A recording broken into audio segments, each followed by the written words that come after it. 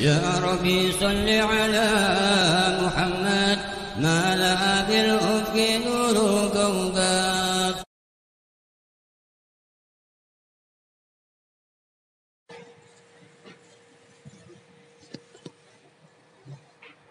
بسم الله الرحمن الرحيم. الفاتحة إلى روح سيدنا وحبيبنا وشفيعنا رسول الله سيدنا محمد ابن عبد الله صلى الله عليه وعلى آله وأصحابه وأزواجه وذريته أن الله يعلي درجاتهم في الجنة وينفعنا بأسرارهم أنوارهم وعلومهم ونفحاتهم وبركاتهم في الدين والدنيا والآخرة ويجعلنا من حزبهم ويرزقنا محبتهم ويتوفنا على ملتهم ويحشرنا في زمرتهم بالعافية والسلامة. لهم الفاتحة.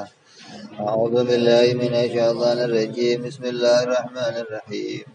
الحمد لله رب العالمين الرحمن الرحيم مالك يوم الدين. إياك نعبد وإياك نستعين واهدنا الصراط المستقيم صراط الذين أنعمت عليهم غير المغضوب عليهم ولا الضالين آمين.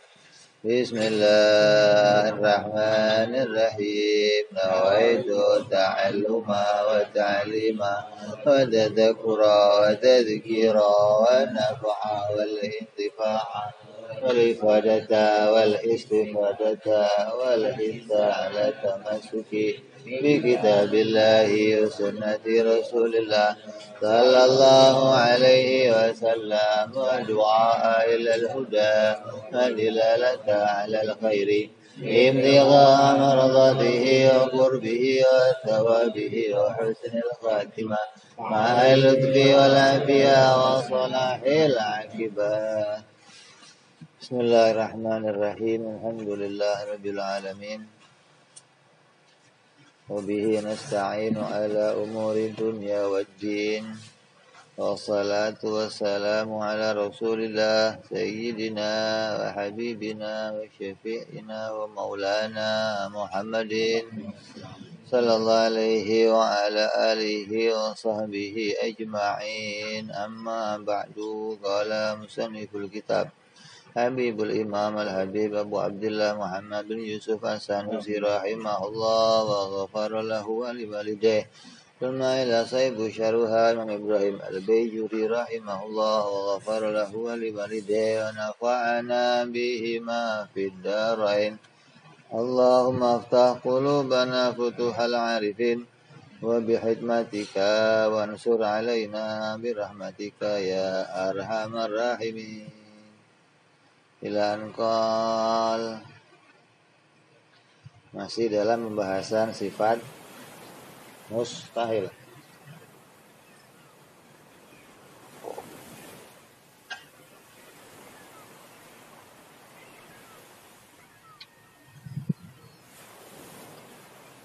Mana sudah kita bahas wujud. Pertama apa? Adam. Adam itu menjadi apa?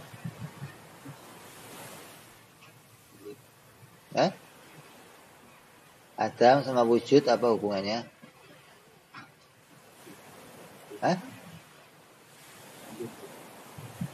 Dibaca dong. Adam sama wujud namanya apa? Akhasu min nakidihi. Kalau Adam sama wujud itu zid, itu secara lughat, bukan secara istilah mantek. Istilah mantek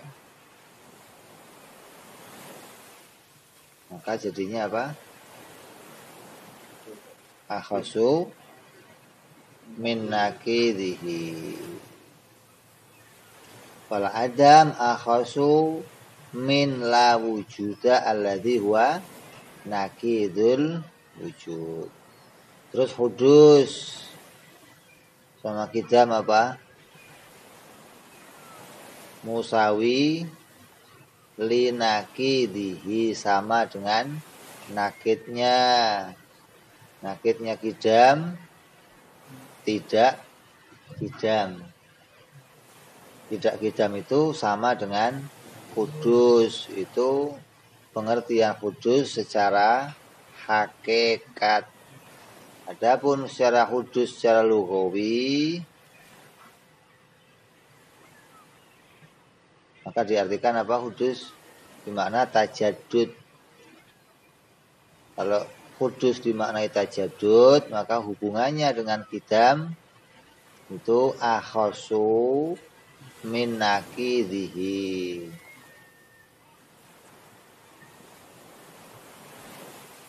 Jadi kalau baru secara hakikat itu tadinya nggak ada terus jadi apa namanya? Baru secara hakikat. Kalau baru secara hakikat begini lawannya apa?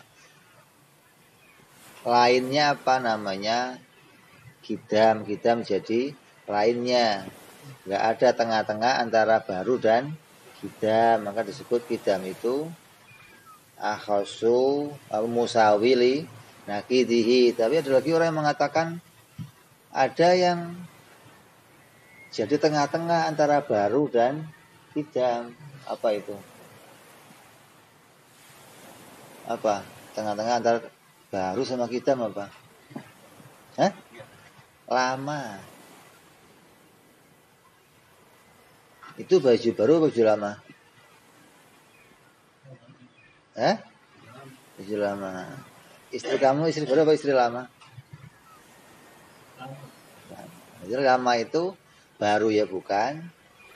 Kidam juga bukan. Itu namanya tajaddud. Begitulah. Kalau ada yang namanya barang lama atau tajaddud disebut dengan kidam, hubungannya apa? Disebut namanya akhasu min nakidhihi. Terus yang ketiga bako, yaitu turuwul adam, kesusulan adam. Bako, turuwul adam dengan bako, ini hubungannya musawi linakidhihi, sama dengan nakidnya. Karena nakidnya bako itu labako. Labako itu sama dengan turuwul adam, akan kesusulan adam. Terus yang keempat, qauluhu wal mumatsalatu lil hawadis ay syamilatun lil ajram wal a'rad. Yang mengumpulkan, yang memasukkan jirim dan a'rad. Mumatsalah lil hawadis, mustahil Allah itu sama dengan yang baru. Allah mustahil sama dengan yang baru. Maknanya apa? Allah itu bukan benda, wujudnya bukan benda, dan sifatnya tidak berubah-ubah. Sifatnya bukan a'rad. Jadi perkara yang baru itu meliputi apa? Perkara yang baru itu meliputi jirim dan a'rad, dua doang.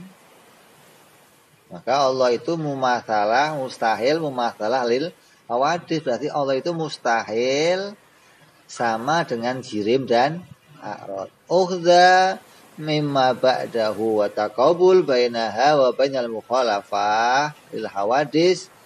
Itu min taqabuli baina syai' wa musawi linakidhihi. Maka hubungannya antara mukhalafal hawadis dan mumatsalal hawadis ini adalah akhasu musawi linakidhihi. Artinya sama dengan nakidnya. Karena nakidnya mukhalafah itu ya tidak mukhalafah. Tidak mukhalafah sama dengan mumatsalah.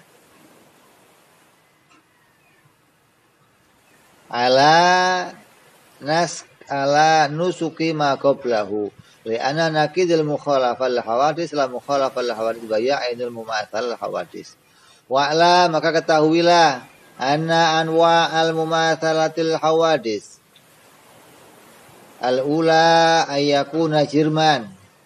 Maka ada yang perlu kita ketahui, itu ada anwa'ul mumatsalah atau macam-macamnya persamaan Tuhan dengan makhluk. Macam-macamnya persamaan artinya apabila 10 perkara ini ada pada sesuatu yang lain, maka dia sama. Maka kita akan menolak 10 perkara ini ada pada Allah Subhanahu wa ta'ala. Kalau 10 perkara ini ada pada Allah, maka Allah sama dengan makhluk. Ini 10 ini, kamu tahu 10 ini, maka iman kamu kepada Allah bersih. Iman kamu kepada Allah nggak akan terkotori sesuatu. Kadang ada iman yang kotor, kenapa? Karena dia nggak tahu 10 perkara ini. Hingga terkadang nyerempet mempersamakan Allah dengan makhluk. Apa yang 10 itu? Yang pertama, ayakuna jirman. Wah, Allah itu adalah benda. Allah itu sesuatu yang punya ruang. Allah dibatasi oleh ruang. Maka kalau ada yang mempunyai pemikiran, persepsi Allah itu benda, berarti dia sama dengan makhluk. Yang kedua, ayakuna ardhon, adanya sifat Allah itu berubah-ubah. Maka kalau Allah punya sifat yang berubah-ubah, maka dia pasti sama dengan makhluk. Ayakuna ardhon yakumu bil jirmi, wa thalithu ayakuna jihatun, adanya Allah itu punya arah. Warafi'u ayyakuna lahu min jihatin, atau adanya Allah terkena arah. Wal khamisu ayyakuna fi makanin, adanya Allah pada suatu tempat. Wasadisu ayyakuna fi zamanin, Allah terkena masa. Asabi'u ayyakuna mahalan lil hawadis, adanya Allah itu menjadi tempat bagi hawadis. Athaminu ayyakuna mutasifan bisighari, adanya Allah itu bersifatan dengan kecil. Atasi'u yang ke-9 ayyakuna mutasifan bil kibari, adanya Allah itu bersifatan dengan besar. Ala asyar ayyakuna mutasifan bil aghradi fi af'alihi wa ahkami, adanya Allah itu di dalam perbuatannya mempunyai sifat butuh, mempunyai sifat mengambil keuntungan atau mempunyai tujuan. Waqad dzakara al-musannif ala hadza tartib wa tadabbur. Maka musannif telah mengurutkannya pada urut-urutan ini, maka berpikirlah atau telitilah atau berangan-anganlah dan tetapkanlah hukum pada kesemuanya itu, bahwa itu semua adalah hukumnya mustahil. Jadi ini mau bicara 10 ini bicara apa? Bicara zatnya Allah, sifatnya Allah, dan perbuatannya Allah. 3 ini berbeda. Zatnya beda, sifatnya beda, perbuatannya beda. Kita menyamakan salah satu dari 3 ini, maka kita mempersamakan Allah dengan makhluk. Terus penjelasannya. Biayakuna jirman, adanya Allah itu jirim.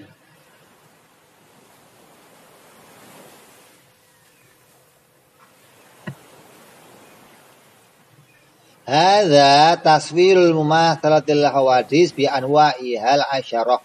Qauluhu jirman bi ayakuna ila akhirih ay al jirman wa ma mala'ul faraghon sawa'un kan murakkaban aw mufradan bi khilafi jismin fa innahu yahtassu bil murakkab wa sahih anna man ta'aqqa mal muta'aqqadal jirma wa sahih anna mu'taqidal jismiyah la yakfur illa anqala innahu jismun ka ajsam fal kufru fil haqiqah inama huwa tashbih. Allah bukan benda. Benda itu apa? Sesuatu yang menempati ruangan secukup, sesuatu yang menempati sebuah ruang. Maka kalau Allah itu digambarkan sesuatu yang punya ruang, maka berarti dia terbatas oleh suatu ukuran. Jadi menempat itu seperti ini. Ini ada ukurannya. ada mangkok atau tatakan yang lebih besar. Ada nggak? Ada yang lebih besar. Berarti dia ada ukurannya. Lah, ukuran itu diisi oleh dia seukuran dirinya sendiri. Kacanya ini ukurannya segini. Ada yang besar lagi, besar lagi. Setiap benda pasti punya ukuran atau ruangan pada dirinya masing. Meja punya ukuran, saya punya ukuran, kamu punya ukuran. Gambarannya begini, ini ruangan ini. Ini ruangan. Kalau diisi manusia, masuk semua manusia ke sini, kira-kira isinya berapa? 100? 100 penuh nggak? 100 manusia masuk sini penuh nggak?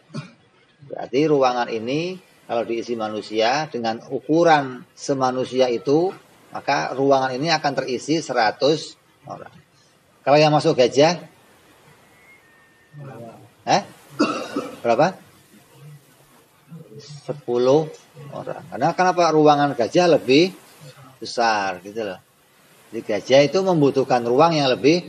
Ketika gajah masuk kemari, maka hanya akan muat.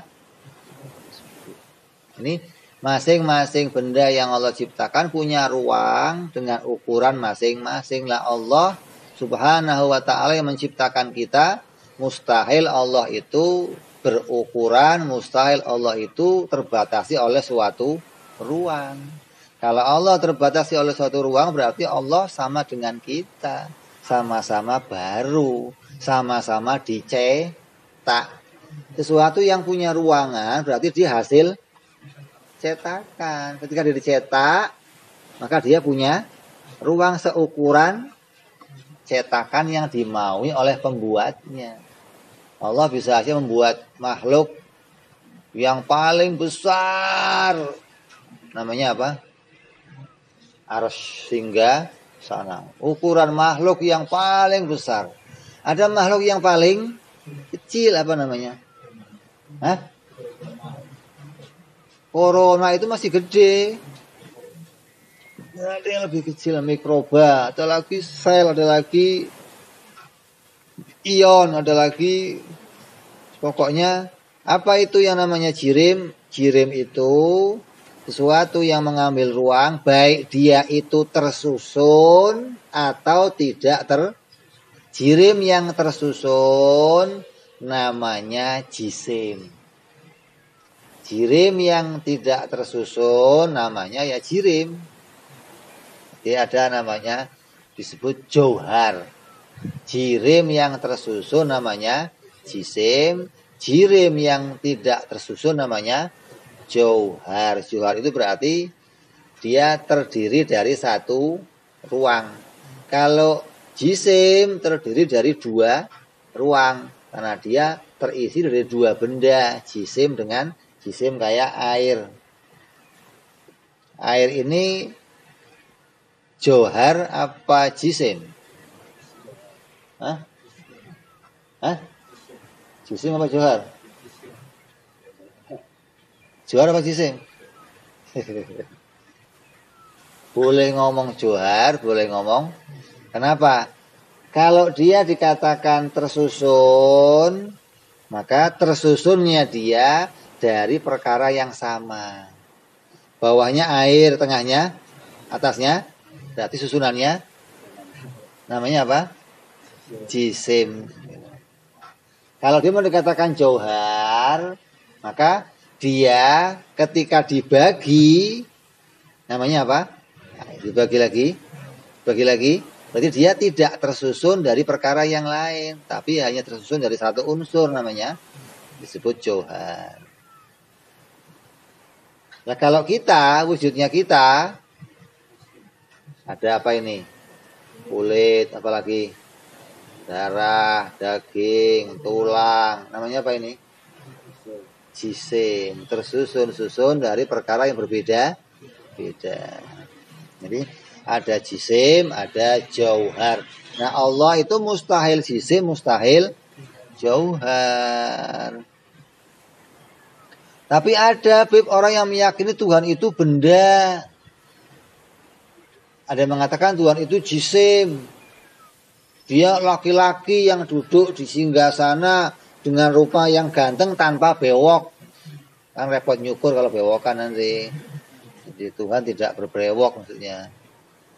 Manusia disuruh bewokan, dia nggak bewokan. Aneh namanya. Kalau digambarkan jisim. Jadi ada pendapat, ada paham-paham di luar ahli sunnah. Mereka orang-orang yang menolak Tuhan itu. Mereka orang-orang yang meyakini Tuhan itu adalah benda. Apa dasarnya mereka meyakini Tuhan itu benda? Dasarnya mereka menolak takwil. Di Quran ada ayat-ayat yang namanya ayat mutasyabihat. Ada ayat yang namanya ayat muhkamat. Mutasyabihat itu ayat yang isinya menetapkan sifat bagi Allah, tapi sifat itu menyerupai sifat makhluk. Maka ayat itu ketika mensifati Allah dengan sifat makhluk, ayat itu harus ditakwil. Biar kita tidak punya kepahaman Allah itu seperti makhluk. Itu ayatnya namanya ayat mutasyabihat. Ada lagi ayat muhkamat, ayat yang isinya jelas tentang hukum-hukum yang nggak perlu ditakwil. Nah, ada kelompok-kelompok yang menganggap Quran itu semuanya jelas, nggak perlu ditakwil, hingga ayat-ayat yang mutasyabihat pun oleh mereka tidak ditakwil. Seperti apa? Innallaha ala arsyis tawa. Allah itu bersemayam di atas singgah.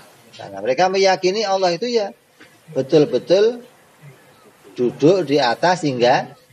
Atau yadullah fauqa aydihim. Atau ada lagi, Allah menciptakan alam ini dalam fi sittati ayyamin summastawa ilal arsy. Allah itu menciptakan bumi langit dalam 6 hari, terus naik ke atas langit. Nah, sifat naik ini disifatkan bagi Allah. Atau sepertiga malam Allah turun. Turun ini disifatkan bagi Allah. Maka orang yang menyifati Allah itu benda, punya tangan, punya wajah, wa yabqa wajhu rabbika dzul jalali, dan kekallah wajah Tuhanmu. Wajahnya doang yang kekal. Makanya menggambarkan Allah itu punya wajah, Allah punya tangan, yadullah, wa khalaqal alam biyadaya. Allah menciptakan alam ini dengan 2 tangannya. Kadang ngomong lagi dengan 1 tangannya. Ini tangannya 2 apa 1 sebenarnya? Di ayat yang lain ngomong 2. Ayat yang lain ngomong 1. Ini semua ayat yang demikian ketika tidak ditakwil dan diyakini Allah tangannya seperti tangan makhluk, Allah duduknya seperti duduknya makhluk, Allah turunnya seperti turunnya makhluk, Allah naik seperti naiknya makhluk, maka hukumnya kafir. Secara ijma, sepakat semua ulama. Siapa yang menyamakan wujudnya Allah sebagaimana wujudnya makhluk, jisimnya Allah sebagaimana jisimnya makhluk, menjisimkan Allah dengan akidah tajsim, maka hukumnya kafir. Tapi yang mengatakan Allah itu punya mata, tapi matanya nggak seperti mata makhluk. Allah itu punya tangan, tapi nggak seperti tangan makhluk. Allah itu duduk, tapi nggak seperti duduknya makhluk. Allah itu naik, tapi nggak seperti naiknya makhluk. Allah turun, nggak seperti turunnya makhluk. Kata ulama, pendapat yang kuat mengatakan itu tidak kafir. Gitu. Yang mengatakan punya tangan, tapi nggak seperti tangannya makhluk, hukumnya tidak kafir secara dohir, karena dia tidak menyamakan, tidak menjisimkan Allah. Tapi secara hakikah dikatakan wafil hakikoh innama huwa tashbih, maka kekafirannya adalah fil hakikoh, pada kenyataan. Kenyataan iktikadnya itu mengiktikadkan tashbih. Tashbih itu apa? menyerupakan. Kalau tadi menyamakan, ada lagi menyerupakan itu begini. Ini meja punya kaki, kamu punya kaki, tapi nggak sama. Tapi kan sama-sama kaki, namanya apa itu? Menyerupakan. Lah, fil haqiqah, penyerupaan ini juga bentuk kekafiran. Jadi kita harus menghindari makna tajsim, menyamakan Allah dengan jisim, atau menyerupakan Allah dengan jisim. Allah punya tangan tapi nggak sama dengan tangan kita, itu namanya tashbih. Allah punya tangan seperti tangan kita, namanya tajsim, menyamakan. Tajsim itu kafirnya resmi. Kalau tasbih, kafir fil haqiqah. Nanti urusannya di akhirat. Di dunia tidak bisa kita kafirkan. Ini yang pertama, menolak Allah itu apa? Benda. Yang kedua, kalau ta'khudhu dhatul aliyatu qadran minal farah. Tafsiru limadkhuli ay bilazimi li'annahu yalzamu min kauni jirman uhdahu qadran minal farah. Yang namanya jirim itu dipahami pasti mengambil ruangan secukup dirinya sendiri. Wastafidu min kalamihi annahu yajuzu itlaqu dzat alaihi ta'ala wa wasahih. Wakila yajuzu dalika wakila bil waqfi. Wa yadkhulul awal ma rawahu Ibnu Hajar, tafakkaru fi kulli syai'in wa la tafakkaru fi dzatillahi ta'ala. Dari sini ada berpendapat boleh saja kita mengatakan Allah itu zat. Ta'khudhu dzatuhul aliyah. Boleh saja kita mengatakan Allah itu adalah zat. Pada dirinya ada zat. Satu pendapat mengatakan, oh tidak boleh mengatakan zat kepada Allah. Yang mengatakan boleh mengatakan zat kepada Allah mengambil pendapat dari Imam Ibnu Hajar yang mengatakan dalam sebuah riwayat hadis, tafakkaru fi kulli syai' wala tafakkaru fi zatillah. Berpikirlah kamu tentang segala sesuatu, tapi jangan pernah mikirin zatnya Allah. Karena zatnya Allah nggak akan bisa kamu jangkau. Kamu nggak akan bisa menggapai zatnya Allah subhanahu wa ta'ala. Maka jangan kamu pikirkan. Maka jangan di sini maknanya bukan larangan. Jangan di sini maknanya mustahil kamu gapai. Gitu loh.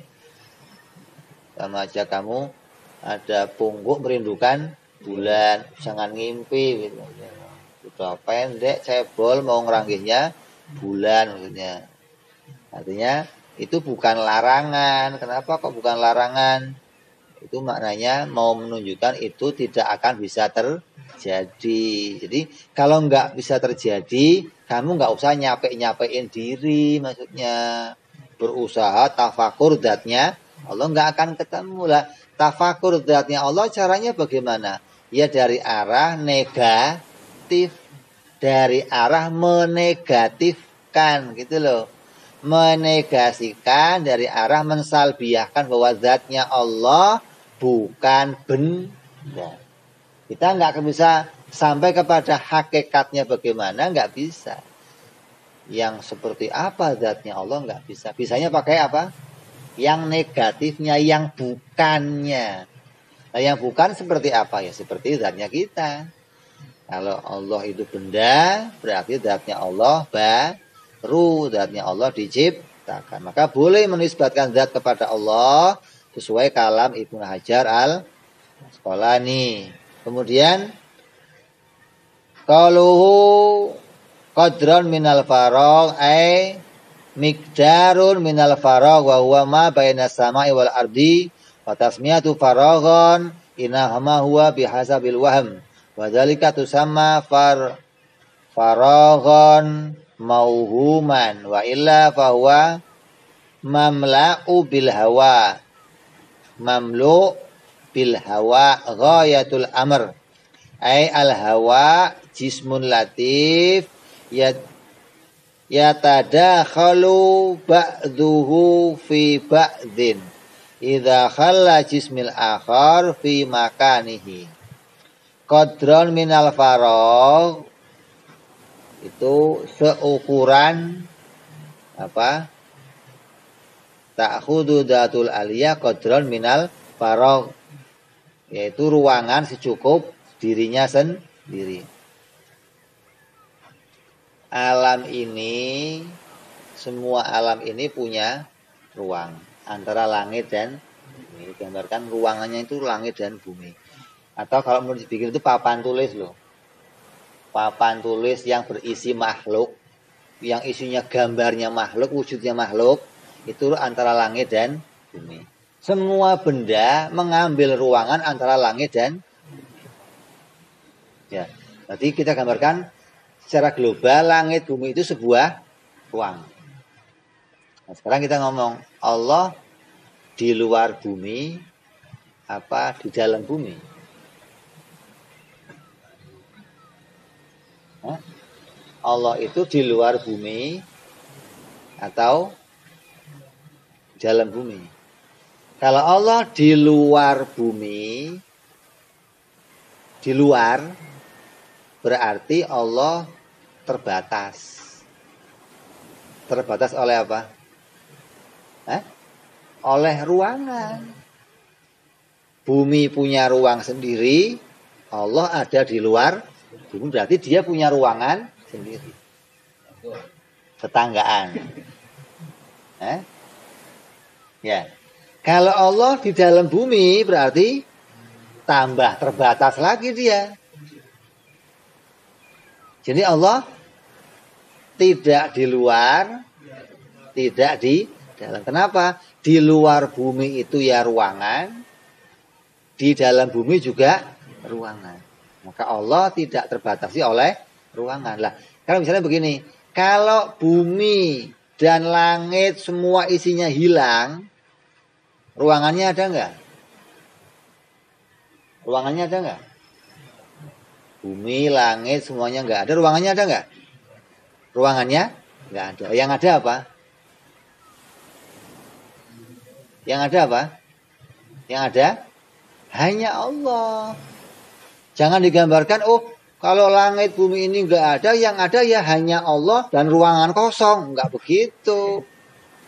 Sama saja nanti Allah terbatas oleh ruangan juga. Ada ruangan kosong yang tadinya bekas makhluk, makhluknya sudah nggak ada, tinggal kandang kosong, ruangan kosong. Dan Allah, berarti Allah itu terbatas dengan ruangan tadi. Ruangan itu tidak termasuk bagian dari dirinya Allah, maka Allah punya bagian sendiri, ruangan punya bagian. Pertanyaannya begini, gedean mana ruang kosong dan Allah? Begitu.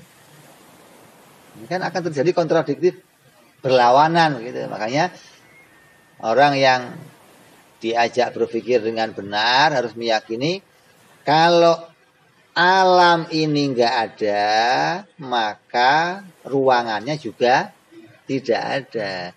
Kalau alam ini enggak ada dan ruangan enggak ada, yang ada siapa? Ya hanya Allah. Jadi Allah itu enggak terbatasi oleh ruangan yang lain. Lah, ketika alam diciptakan, alam ini diciptakan di mananya Allah? Di atasnya, di kanannya, di bawahnya, di kirinya, ya enggak di mana-mananya.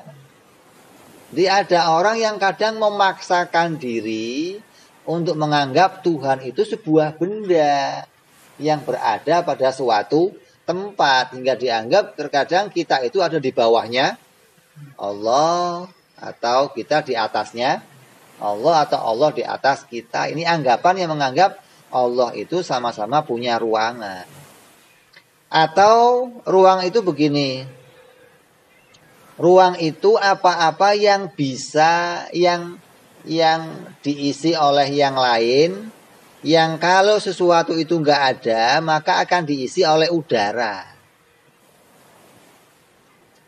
Faraghon mauhuman wa illa fahuwa mamla'u bil hawa, sesuatu yang terisi dengan udara. Kayak ini ruangan ini. Ini ruangan kosong apa bukan?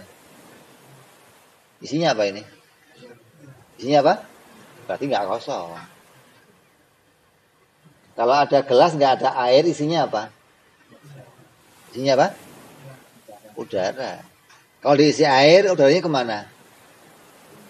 Keluar. Keluar kemana dia? Bukan, merapat dengan yang lain. Karena udara itu seperti kamu. Renggang begini. Kalau penuh dia tambah merapat gitu loh. Jadi semua ini dikatakan sesuatu yang ruangannya tidak diisi oleh benda, maka dia diisi oleh udara. Jadi digambarkan ruangan itu sesuatu yang bisa terisi oleh udara. Ketika ruangan itu diisikan oleh sesuatu yang lain, maka udaranya akan bersingkir. Ruangan ini dimasukin orang. Yang tadinya isinya udara, udaranya akan keluar. Atau ini diisi dengan batu. Kalau ini saya isi batu, yang terjadi apa? Hah? Airnya? Kenapa airnya naik? Karena ruangannya udara tidak mau bareng sama ruangannya air. Ketika diisi dengan batu, ruangannya apa? Batu, nggak mau bareng sama ruangannya air. Kalau batu saya isi kemari, airnya akan naik. Kenapa? Batu punya ruangan di bawah, air punya ruangan di atas. Dia nggak mau pakai ruangannya sesuatu. Jadi ruangan itu sesuatu yang tidak bisa diisi oleh yang lain. Kalau sudah terisi sesuatu, maka nggak bisa diisi oleh yang lain lagi. Itu namanya ruangan. Maka sesuatu yang seperti itu mustahil bagi Allah Subhanahu wa ta'ala. Allah itu tidak butuh ruang. Yang butuh ruang adalah hamba yang diciptakan. Terus au yakuna ardhon, atau adanya Allah itu adalah arad ma'tufun ala qaulihi yakunu jirman, diatapkan kepada perkataan bahwa Allah itu jirim, wal arad, dan juga Allah itu adalah arad maqala bi ghairihi, maqama bi ghairihi. Arad itu apa? Arad itu sifat. Kalau sifat itu masih umum. Buat Allah boleh, buat kita boleh. Kalau arad khusus buat kita. Artinya sifat yang ditempelkan gitu loh. Nah, sifat yang nempel ini bukan sifatnya Allah. Kalau sifatnya Allah bukan tempelan. Kalau sifatnya kita tempelan. Kalau nggak percaya tempelan, kamu sekarang pakai komputer gambar. Nah, kamu tempel sifatnya apa, warnanya apa, tempel ini. Artinya sesuatu yang dirakit secara tempelan. Sifat yang begitu itu namanya a'rad. Nah, a'rad itu bukan sifatnya Allah, sesuatu yang berdiri kepada yang lain, artinya sesuatu yang berdiri pada perkara yang punya ruang. Kalau dia nggak punya ruang, maka a'rad itu tidak mau berdiri pada sesuatu itu. Maqama bi ghairihi min sifatil hadis wa huwa akhasu min mutlaqis sifat linfiradiha fi sifatil qadimah. Maka yang dikhususkan sifat qadimah. Yaqumu bil jirmi ala khadwi bitafsiri siriyah liyakuna ala nusuki maqablahu.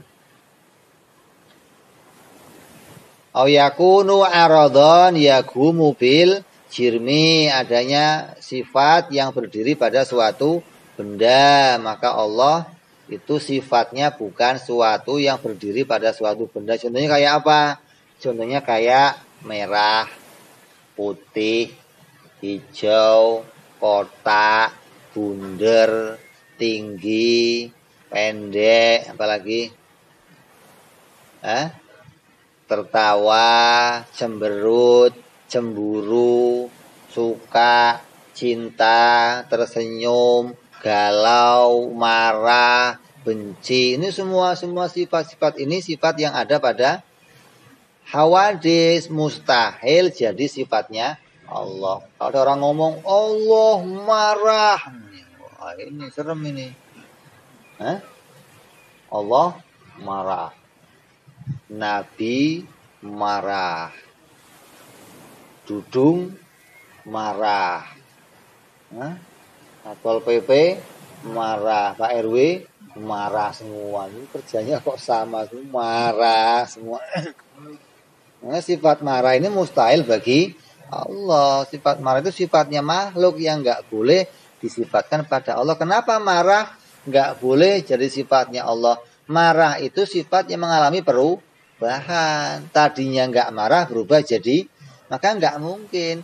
Senyum ini sifat yang mengalami perubahan. Cemburu, cinta ini sifat yang mengalami perubahan. Ketika disifatkan pada Allah harus ditakwil, nggak boleh diterima mentah-mentah, nggak boleh. Maka nanti akan jadinya mensifati Allah seperti sifatnya makhluk, kayak duduk, berdiri, turun, naik, itu semuanya a'rad, gerak, diam, itu semua a'rad. Maka nggak boleh sifat-sifat itu disifatkan kepada Allah Subhanahu wa ta'ala. Au yakuna fi jihatin ma'tufun ala ma qauluhu yakunu jirman ay ala qauluhu yakunu ardhan wa anwa'ul jihad sittatun. Diatafkan kepada perkataan sebelumnya, adanya Allah itu jirim, atau adanya Allah itu a'rad, atau adanya Allah itu terkena arah. Arah itu ada berapa? Arah ada 6. Apa itu? Yamin, kanan, shimal, kiri, wal amam, depan, wal khilaf, belakang, wal fauq, atas, wa tahta itu bawah. Ini ruang pasti ada. Depan, belakang, kanan, kiri, atas. Setiap benda yang punya ruangan pasti punya arah. Dan arahnya 6. Pasti punya atas, bawah, kanan, kiri, depan. Ini pasti semua benda demikian. Nah, Allah itu tidak punya arah seperti itu. Kalau Allah itu punya arah atas, bawah, kanan, kiri, maka Allah seperti makhluk. Maka Allah itu jirim, maka dia itu baru. Wa kulluha dakhilatun fi kamil musannif falaisallahu ala yaminil arsh. Maka perkataan ini sama dengan perkataan musannif yang mengatakan Allah itu tidaklah berada pada sebelah kanannya arsh.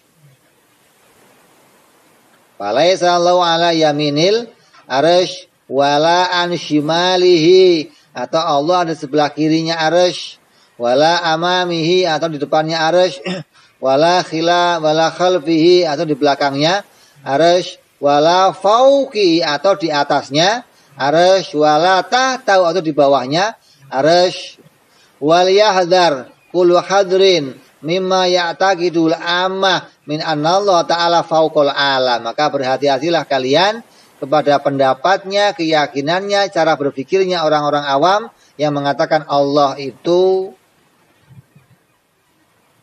ada di atas alam. Allah itu ada di atas alam semesta. Allah menciptakan alam itu di bawahnya Allah.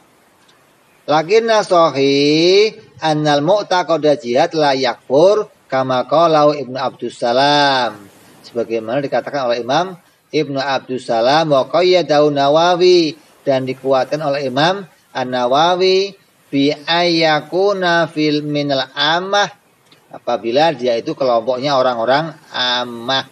Wa hal muradu bil jirmi qurratul alam bi asriha au ala jirmin kana wa thani huwa al mutabadir li syumulih. Maka perkataan orang awam yang mengatakan Allah di atas, Allah semua tergantung yang di atas, terserah yang di atas. Maka perkataan yang demikian, pendapat yang kuat dari Imam Ibnu Is bin Abdus Salam atau dikuatkan oleh Imam An-Nawawi, maka dikatakan ini pendapat seperti ini tidak sampai derajatnya kafir. Jadi nggak boleh mengkafirkan orang yang mengatakan Allah ada di atas. Perkataan ini secara zahir boleh dikatakan, artinya nggak sampai mengkafirkan. Kalaupun dikatakan hukumnya dosa. Adapun fil i'tiqad, fil haqiqah jadinya tasybih, jadinya menyerupakan, jadinya menyamarkan Tuhan dengan makhluk, apalagi anak-anak kita. Anak kamu itu pasti akan nanya, Pak, Tuhan itu di mana? Itu pasti akan nanya. Coba, kamu tiap hari cerita anak kamu Allah. Tiap hari kamu ceritakan, nah jangan, Allah ngelarang, nah Allah, sembah Allah. Akan nanya, Allah itu di mana sih, Pak? Allah itu siapa? Kok nggak pernah kesini, Pak? Kok nggak pernah kesini katanya? Kapan Allah kesininya? Katanya. Ini ketika ditanya seperti ini, terus kita ajarkan, oh Allah itu di atas, nak. Berarti kamu mengajarkan kebohongan tentang Allah. Kamu menyerupakan Allah dengan sifatnya makhluk. Maka jangan ajarkan yang seperti itu kepada anak-anak kita, karena akan mencetak pikiran dia kalau Allah itu berada pada suatu tempat. Allah itu terkena arah sebagaimana keadaan makhluk. Maka ini perkataannya seperti ini harus kita bersihkan. Ini perkataan orang awam yang sama sekali nggak ngaji, nggak ngerti tentang sifat-sifat Allah.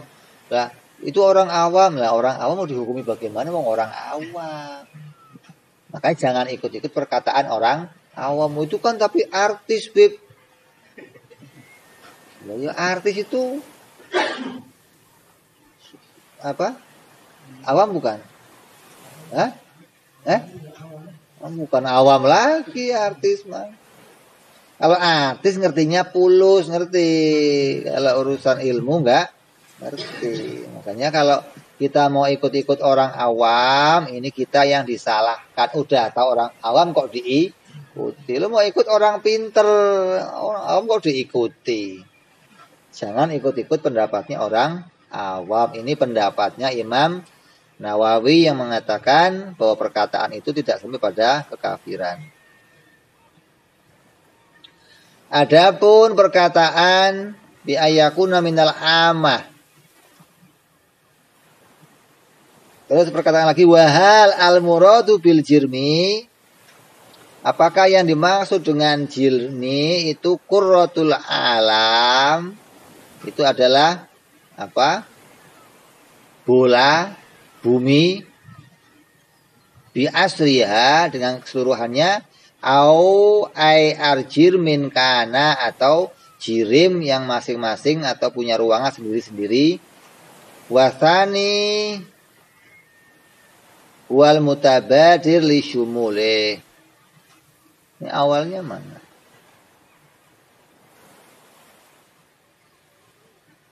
Pendapat yang kedua ini adalah tentang alam. Bumi itu ada yang mengatakan bundar. Ada yang mengatakan yang benar yang mana? Bumi bundar apa? Datar. Bundar apa? Datar. Dulu ada kelakar, teka-teki, ada ini apa? Bercandaan. Bercandaannya Abu Nawas. Abu Nawas itu dia bercanda waktu ada seorang kemalingan, malingnya lari ke kanan. Gitu, orang semua ngejar kanan, dia ke kiri. Abu Nawas, ini kok ke kiri kenapa? Kan bumi bundar. Terus juga ketemu katanya. Ini bercandanya maksudnya. Lo kira segini gedenya. Muter ke kiri terus ketemu gitu maksudnya. Kalaupun dia bundar, ya bundarnya Nah, ya. Karena masa itu orang berpendapat sesuai dengan pendapatnya Al-Quran, wahyunya Allah yang mengatakan bahwa apa? Dan Allah menghamparkan bumi. Dan bumi ini dihamparkan kayak, dan sejadah itu dihamparkan, digambarkan kalau dihamparkan itu mesti datar, nggak mungkin. Walau bumi itu bundar, saya naruh bola ya pasti gelinding. Kalau buminya segini, bolanya gelinding. Lah bumi alaihim gambreng begini, kok bagaimana bolanya gelinding? Ini. Jadi kalau kita ditanya bumi itu bundar apa datar, maka kita lihatnya tinggal cara pandangnya. Quran mengatakan bumi itu datar, karena Quran melihatnya kamu ada di atasnya, maka yang kamu lihat dia itu datar. Kalau Quran ngomong dan bumi itu bundar, kamu protes dari awal. Ah, bundar bagaimana sih? Wong dalam lempeng ini kok bundar. Tapi begitu ada ilmuwan yang kemudian dia naik ke atas, dia lihat dari atas akan lihat oh bundar. Atau ada ilmuwan yang mengatakan penelitian dari mana? Dari laut. Ada kapal yang nampak apa? Kecil. Oh berarti bumi itu, kalau bumi itu datar terus, kapal itu ya biarpun kecil akan nampak semuanya, tapi kecil gitu kan. Besar. Ini enggak, yang nampak pertama ujungnya dulu, tiangnya, kemudian nampak lagi. Oh berarti dia itu tidak datar. Ini penelitian yang diadakan oleh orang-orang yang dia mau mencari tahu secara sesungguhnya. Maka ilmu dan teori, ilmu dan berita ini harus cocok. Kalau teori itu sudah jadi kenyataan, maka jadilah sebuah maka kita bisa pegang pendapat yang mengatakan ada itu globe, apa itu? Atlas, bumi itu, gambar bumi itu bulat. Ada lagi mengatakan bumi itu datar. Sini pulau ini. Kalau bumi datar ada ujungnya dong. Kamu jelungup ke sana bagaimana, terus mau sampai kemana? Ya, jadi keduanya dibenarkan, tinggal cara pandang. Kalau kamu lihatnya dari atasnya, ya datar. Kalau kamu di dalam rumah, bisa nggak lihat rumah? Kalau pengen lihat rumah kemana? Keluar. Kamu di Jakarta, bisa lihat Jakarta nggak? Jakarta yang mana coba saya tanya? Jakarta yang mana coba?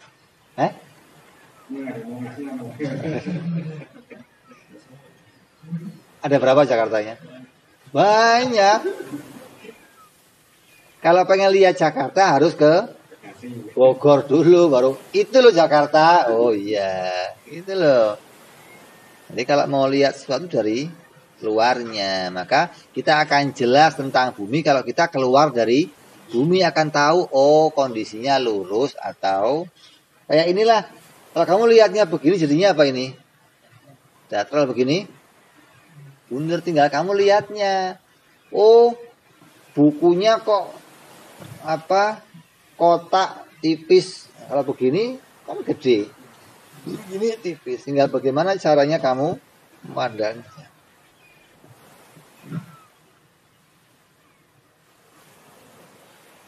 Qauluhu aulahu huwa jihatun ma'tufun ala qaulihi fi jihatin wa qad arafta anwa'ul jihad sittatun wa kulluha dakhilatun fi kalamil musannif falaisa lillahi yamin wala shimal wala amam wala khalfun wala fauq wala tahat.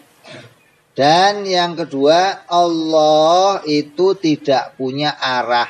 Allah itu tidak terkena arah, yang pertama tadi, dan Allah tidak punya arah. Kalau saya sama kamu berdua, berarti kamu jadi arah saya jadi arah. Ya, saya di mana? Oh, di sebelah kirinya si Anu. oh di sebelah kanannya si anu. Ini ketika ada yang lain. Nah kalau saya sendirian, kalau enggak ada yang lainnya, maka saya sendiri itu punya arah. Punya atas, punya bawah, punya kanan, punya kiri. Ketika ada yang lain, maka saya menjadi arahnya yang lain. Fulan di sebelah kirinya rumah. Fulan di sebelah baratnya rumah. Berarti dia menjadi arah bagi yang lain. Tapi kalau sendirian, maka arahnya di mana? Di dalam dirinya itu sendiri punya arah. Kenapa? Karena namanya benda. Setiap benda pasti punya arah, punya atas, punya bawah, punya kanan, punya kiri, punya depan, punya. Ini mustahil bagi Allah.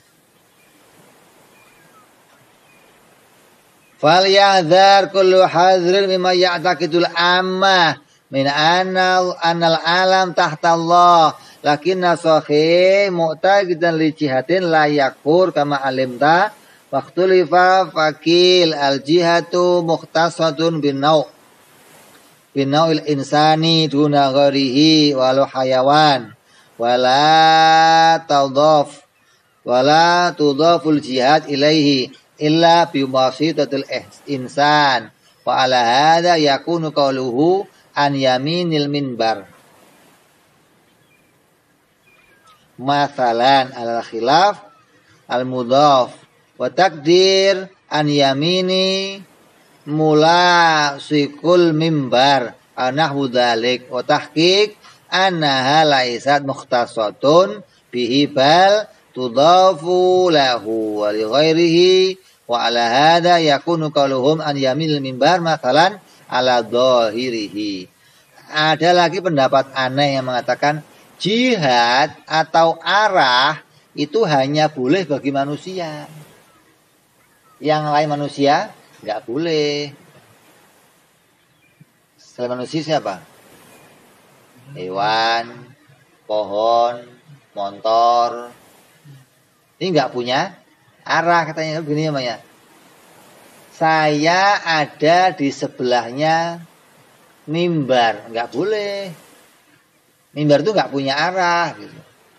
Yang punya arah kamu bolehnya mimbar di sebelahnya kamu. Boleh.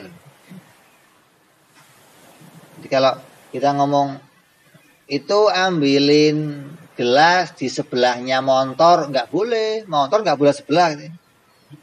Motor nggak punya kanan kiri. Kan repot. Dia mengatakan yang punya kanan kiri hanya manusia. Selain manusia nggak punya kanan. Ini pendapat yang lemah. Nggak bisa begitu. Kita mengikuti bahwa yang namanya jirim itu mau jirimnya pohon, mau jirimnya apa? Manusia, mau jirimnya malaikat, mau jirimnya ars, mau jirimnya siapa saja. Yang namanya jirim pasti punya arah. Tidak ada jirim yang nggak punya arah, nggak ada. Ya, terus yataqayyadu bimakanin al-muradu bitaqyid bimakan huluhu fihi la ikhtisasuhu bihi duna ghairihi. Allah hulul itu menyatu dengan sesuatu. Kayak ini. HP ini menyatu dengan meja. Ini namanya menempati sebuah meja. Ada pada suatu meja. Ini buku ini menyatu dengan meja. Ini namanya ada pada suatu tempat. Bukan mengambil ruang, bukan. Kalau mengambil ruang itu pada dirinya sendiri. Kalau dia berada pada sesuatu tempat, maka dia bergandengan dengan yang lain. HP ada di atas meja. Nah, kalau Allah dikatakan dia itu ada pada suatu tempat, ada suatu makan, berarti dia berkumpul dengan sesuatu. Begitu loh. Yang namanya menempati itu kumpul dengan sesuatu yang lain. Saya menempati motor, berarti saya menyatu dengan motor, duduk di atasnya motor. Saya menyatu dengan kursi, berarti saya duduk di atas kursi. Ini semua keadaan ini akan menyatakan sesuatu kumpulan antara yang satu dengan yang lain lah. Mustahil Allah kumpul dengan benda. Tidak mungkin ada benda kok kumpul dengan kodim, nggak mungkin.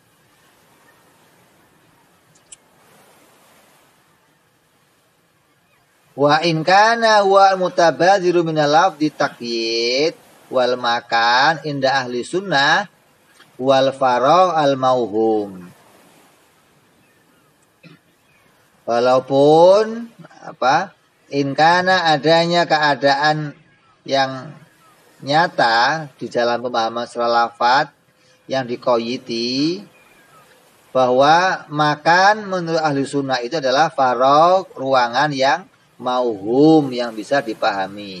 Wahina idzin, maka dengan demikian yakunu qauluhu atau yataqayyadu ila akhirih mustasna anhu biqaulihi bi ayyakuna jirman ay ta'khudhu datul aliyatu qadran minal faragh wa inda jumhur falasifa wa sadkhul batin minal hawi al mumasi li sadkhil dhahir minal mahwi kabatinil kaus al mumas lidhahiril ma wa ala hadza la yakunu qauluhu ayyataqayyadu ila akhirih al mustaghniyan anhu bima dzukir. Filsafat itu punya paham beda sama ahli sunnah. Kata filsafat menempat itu apa? Kata filsafat yang namanya bertempat itu menempelnya batinnya sesuatu dengan dohirnya sesuatu. Batin dengan dohir, paham nggak? Batin sesuatu dengan dohir itu namanya menempat. Kayak contoh, ini batin, ini dohir. Ketika demikian, maka batin dengan dohir disebut HP menempat di tangan. Kayak begini. Ini dohir, ini batin. Maka air ini menempat pada batinnya gelas. Dia nempel di batinnya gelas. Kalau air di dohirnya, menempat nggak? Nggak menempat. Ketika air di dalamnya, di batinnya, maka dikatakan ini pendapatnya orang filsafat. Yang menempat itu berarti selalu berhubungan sama yang lain. Ini bukan pendapat Ahlus Sunnah wal Jamaah. Ahlus Sunnah mengatakan menempat itu ya pada ruangannya sendiri, nggak berurusan sama ruangan yang lain. Kalau Allah itu punya tempat, Allah itu menyatu dengan yang lain, berarti dia jirim, berarti dia arad, maka itu mustahil. Maka hati-hati perkataan tadi, Allah ada di atas, Allah ada dalam hati, Allah ada di mana. Ini payah ini. Orang-orang Wahabi, orang-orang Mu'tazilah itu orang yang tidak punya konsekuen. Ketika dikatakan begini, di Quran ada perkataan begini. Nabi Ibrahim pernah pergi dari Mekah mau ke Mesir. Setelah dia meletakkan anak istrinya di kota Mekah, terus dia ke Mesir. Ditanya, Nabi Ibrahim, kamu kemana? Ini zahibun ila rabbi sayahdin. Saya akan pergi ke tempat Tuhanku. Dan dia yang memberi aku petunjuk. Nabi Ibrahim mau pergi ke tempat Tuhannya. Ditanya di mana? Di Palestina. Tuhan ada di Palestina. Ayat ini ketika dihadirkan sama orang Wahabi, sama orang Mu'tazilah, apa kata mereka? Oh, harus ditakwil itu. Kok ditakwil? Tapi nggak boleh takwil. Ketika kita ajukan ayat yang lain, innallaha ala arsyistawa, oh jangan ditakwil. Memang Tuhan ada di atas. Nah ini yang mengatakan Tuhan di Palestina, oh nggak bisa, ini ditakwil. Berarti nggak konsekuen. Kita kasih ayat yang lain, apalagi wallahu ma'akum ainama kuntum. Allah itu bersama kamu dimanapun kamu. Berarti Allah di mana? Kata mereka, oh ini ditakwil. Loh kok ini ada yang ditakwil? Kayaknya maksudnya bagaimana? Ketika ngomong Allah di atas nggak boleh ditakwil, ngomong Allah di mana-mana harus ditakwil, ngomong Allah di Palestina harus ditakwil. Maksudnya bagaimana? Oh kata mereka, kalau ada ayat yang menunjukkan Allah itu di bawah, ditakwil. Kenapa? Bawah itu tempat yang nggak mulia. Kalau atas mulia. Jadi nggak mungkin Allah ada di, pasti ada di atas. Kenapa? Atas tempat yang, itu pendapatnya orang Mu'tazilah. Kalau dia mengatakan begitu, kita jawab. Para nabi dinas oleh Allah menjadi makhluk ciptaan Allah yang termulia di dunia ini. Para nabi manusia yang diangkat derajatnya melebihi makhluk yang lainnya, bahkan di atas para malaikat. Ismatuhum kasairil malaikat wa fadlul malaikat. Dan dia melebihi derajatnya para malaikat. Tanya, nabi adanya di bumi apa di langit? Nabi di bumi apa di langit? Di bumi. Malaikat mulia mana? Mulia nabi, mulia malaikat. Berarti nggak harus yang mulia itu ada di atas. Begitu. Kalau dia mengatakan, oh nggak mungkin bawah itu disifatkan kepada Allah, karena bawah tempat yang tidak mulia. Kalau atas boleh jadi sifatnya Allah, karena atas mulia. Ini nggak cocok. Atas bawah itu nggak ukuran mulia atau nggak mulia. Atas bawah itu nggak boleh jadi sifatnya Allah, karena itu menunjukkan arah, menunjukkan tempat. Maka nggak boleh disifatkan bagi Allah, mau atas maupun. Dan ini kesalahan yang mengatakan atas pasti mulia. Buktinya malaikat di atas nggak lebih mulia daripada para nabi. Ini pendapat yang nggak punya dalil, nggak punya alasan.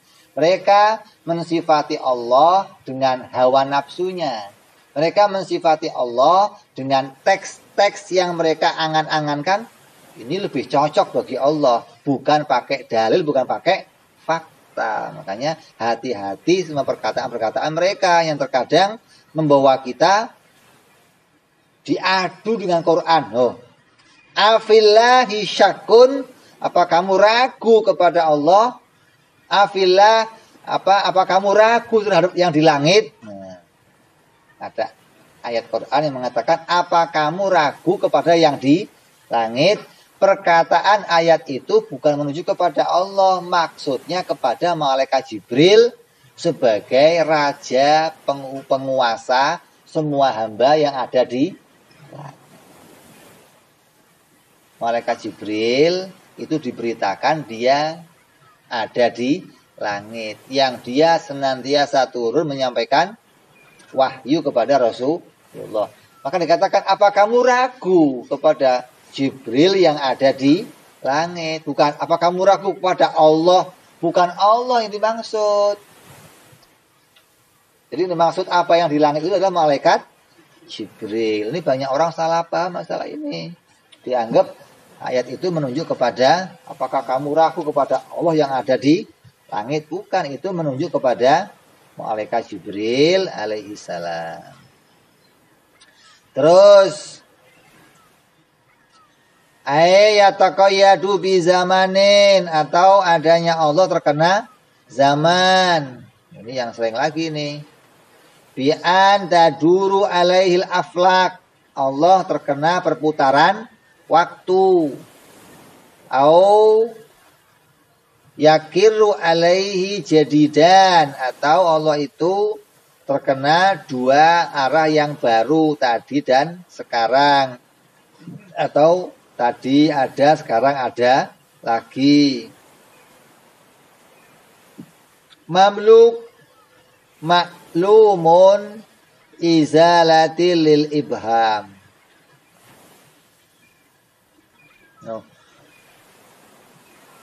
Tajaddid al-laili wan nahar au yakiru alaihi jadidani laili wan nahari, atau terkena dua perkara yang baru siang dan malam, namanya terkena waktu.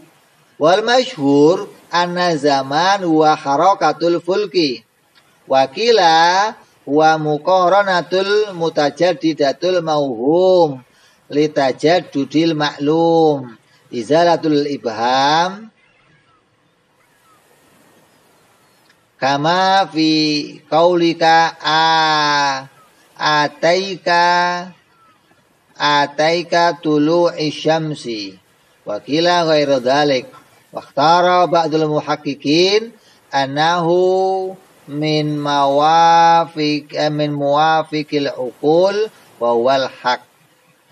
Apa itu zaman? Zaman itu ada yang mengatakan adalah harakatul fuluk atau peredarannya planet-planet.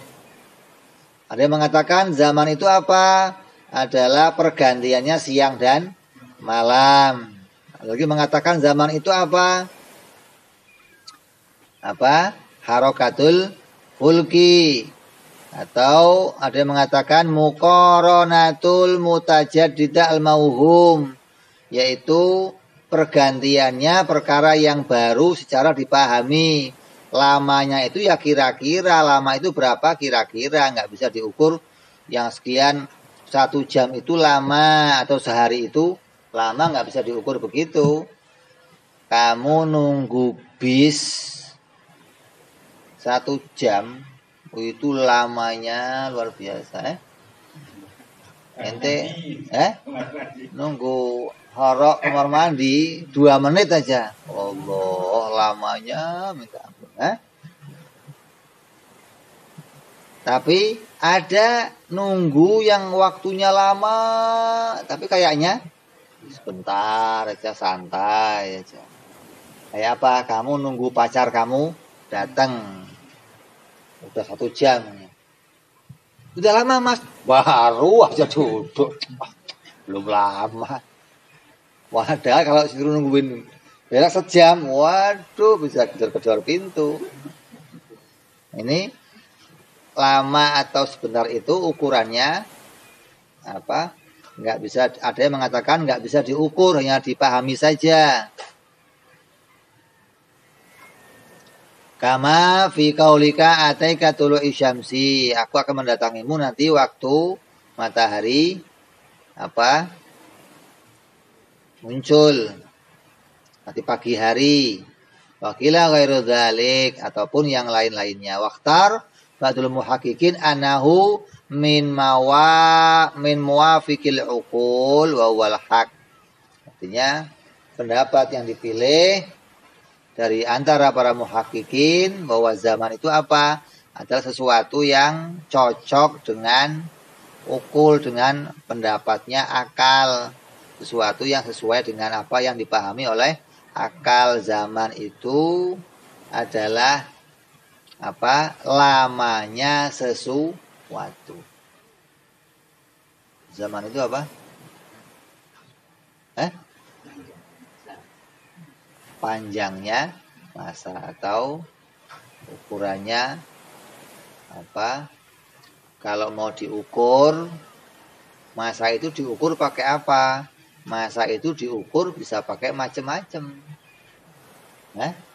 Ukuran masa itu macam-macam, bisa pakai detik, bisa pakai menit, bisa pakai jam, bisa pakai siang malam, bisa pakai minggu, tahun, bulan, abad, apalagi windu, dekade. Ini ukuran zaman. Sama kayak kamu lihat meteran, ada ukurannya, ada senti, inci, mili. Ini ukurannya. Lah, meteran itu alat untuk apa? Untuk mengukur panjangnya sesuatu. Kalau zaman, jam untuk mengukur apa? Lamanya sesuatu. Atau panjangnya masa, atau lamanya wujudnya sesuatu. Ada wujud, maka sesuatu yang diwujudkan oleh Allah itu boleh saja dia wujud langsung Adam, boleh saja diwujudkan diteruskan oleh Allah wujud. Maka untuk mengukur itu, maka alat ukurnya adalah zaman. Untuk mengukur berapa lama dia diciptakan, berapa lama dia ada di dunia, berapa lama dia muncul menjadi sesuatu yang ada. Diukur dengan waktu. Waktu ini hanya untuk mengukur perkara yang diciptakan. Adapun Allah yang menciptakan waktu, yang nggak bisa diukur pakai waktu. Dong Allah ada sebelum waktu itu. Ada Allah itu ada sebelum siang malam. Ada Allah ada sebelum peredaran langit bumi ini. Bagaimana Allah dikatakan terkena waktu? Makanya kalau ada ayat yang mengatakan begini, Allah menciptakan bumi dalam 6 hari. Artinya apa itu? Lembur. Allah bikin langit bumi lembur gitu. Hari Ahad, Isnin, Selasa. Kamu nggak ngerti tahunya pokoknya Senin, Selasa, Rebu. Senin, Selasa, Rebu, Kamis itu hari bahasa Arab. Isnin, Selasa, Ahad itu bahasa Arab. Ahad apa artinya? Satu pertama diganti minggu. Apa minggu itu? Isnin artinya kedua Selasa, ketiga Rubu, keempat Khamis. Itu urutan, artinya apa? Allah menjadikan langit bumi dalam 6 hari, maknanya Allah menciptakan zaman. Allah menciptakan ukuran gitu loh. Diukur langit bumi ini dengan 6 hari atau 7 hari yang kemudian bisa diukur sudah berapa lamakah dunia ini, bisa diukur karena adanya hitungan yang Allah ciptakan. Kalau Allah nggak ciptakan hitungan hari, nggak bisa diukur. Udah berapa lama ini? Udah hari keberapa sekarang? Kayak sekarang ada tahun baru kemarin. Hijriah apa? Masehi. Masehi dan Hijriahnya ada 2 tahun baru. Yang satu perhitungan pakai apa? Matahari. Yang satu pakai rembulan. Orang-orang apa yang selain Islam sering menggunakan kalender apa? Masehi. Lah, yang paling tepat pakainya apa? Hijriah. Makanya rembulan. Kenapa?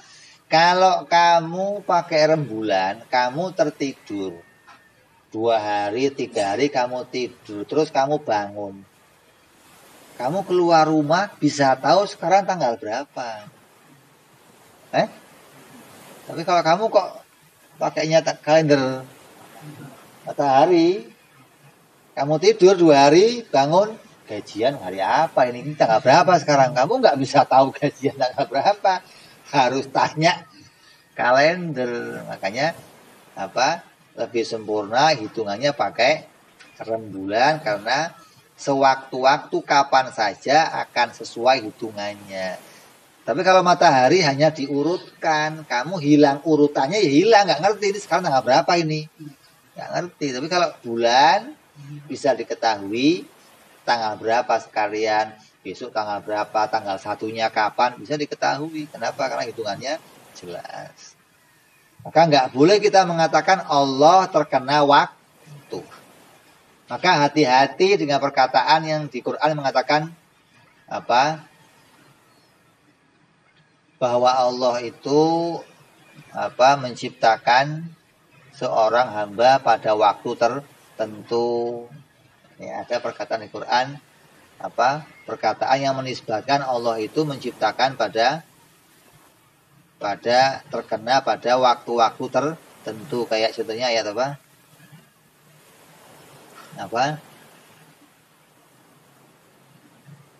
Wa id qala rabbuka. Wa id qala, dan tatkala, dan di waktu Allah berbicara kepada ini kok waktunya bagi Allah nggak boleh. Wa id qala lil malaikati isjudu. Wa id qala lil malaikati inni ja'ilun bil ardi khalifah. Wa id qala itu diartikannya dan tatkala malaikat, gitu dong. Dan di waktu malaikat mendapatkan berita dari Allah, begitu. Bukan dan di waktu Allah memberitakan kepada malaikat, berarti waktunya ada pada Allah, nggak boleh begitu. Artinya dan di waktu malaikat mendapatkan berita dari Allah, maka boleh dikatakan waktu itu bagi malaikat, bukan waktu itu bagi Allah. Maka jangan sampai kita menisbatkan adanya zaman kepada Allah Subhanahu wa ta'ala. Kemudian tatasifu datul aliyatu bil hawadis, atau persifatan zatnya Allah dengan sifat hawadis. Au yatasifu bisigori, atau Allah disifati dengan kecil atau disifati dengan besar. Allahu Akbar, Allah Maha besar, yang artinya itu banyak isinya, ini mustahil jadi sifatnya Allah. Atau Allah itu kecil, apalagi wong gede aja mustahil, apalagi kecil. Maka sifat besar, sifat kecil yang maknanya ukuran ruangan, ini mustahil bagi Allah. Yang terakhir, kalau ayatasifu bil aghradi bi af'alihi wa ahkami, mustahil Allah itu punya tujuan atau mengambil keuntungan di dalam menciptakan sesuatu. Punya tujuan ini adalah sifatnya makhluk, mengambil keuntungan juga sifatnya makhluk. Semua perbuatan makhluk itu pasti punya tujuan. Perbuatan makhluk pasti mengambil keuntungan. Maka Allah perbuatannya mustahil seperti perbuatan makhluk. Ini batasan. Ketika kita paham 10 perkara ini, maka iman kita akan jadi iman yang bersih.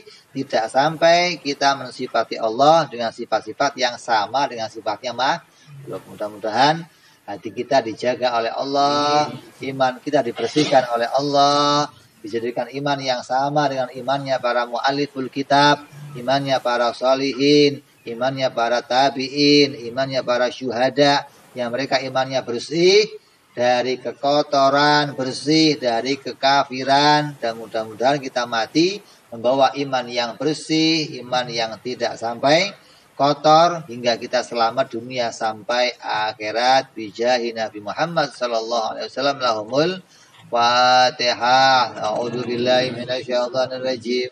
Bismillahirrahmanirrahim. Alhamdulillahi rabbil alamin, arrahmanir rahim, maliki yaumiddin. Iyyaka na'budu wa iyyaka nasta'in. Ihdinas siratal mustaqim.